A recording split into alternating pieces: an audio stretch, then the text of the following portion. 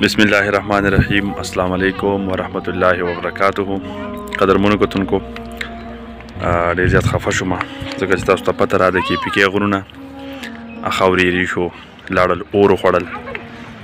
هغه شینوالی هغه ښکلوالی هغه ښایسته بیوټیفیکیشن هغه ختم شو خاورې ری شو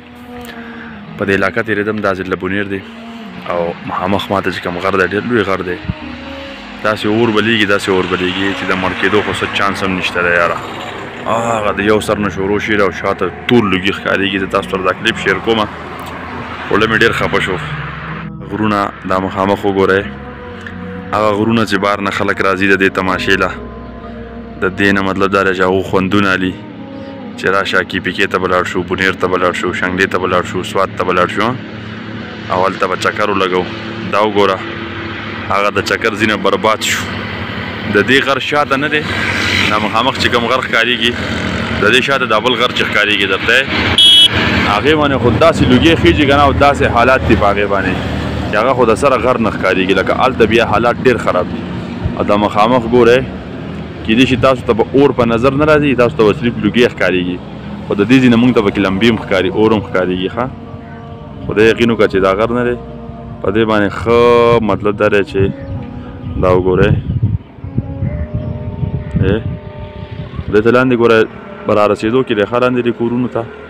لاندې ترې ډېره ابادي ده مخامخ وګورئ نو خبره کې ګورمنټ له پکار دی چې په دې باندې مطلب دا دی چې څه قسمه کوشش او دغه کولی شي چې دا کنټرول کړي شي د لاندې ونې بوټي هر څه سوځي لګیا دي ختمېږي که نه نو ډېر ښکلی وطن دی زمونږ ډېر ښکلی وطن دی او هغه وطن هغه بربادېږي شینوالی ختمېږي غرونو کې هغه ښکلاګانې ښایستونه ختمېږي بیا به دا سپېره غرونه پاتې شي بیا به دا مزه نه وي په دې کې اوس ډېره مزه ده نو اوس هم دا څه لږ ډېر پاتې دي که دې ته مطلب دا دی چې توجه ورنه کړي او دا کنټرول نه کړي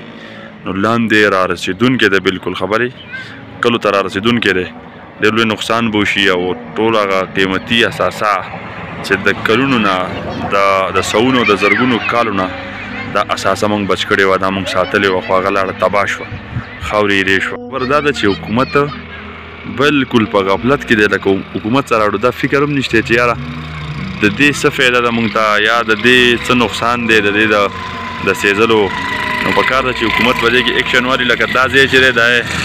دا مکمل لاړ برباد شو ښه یو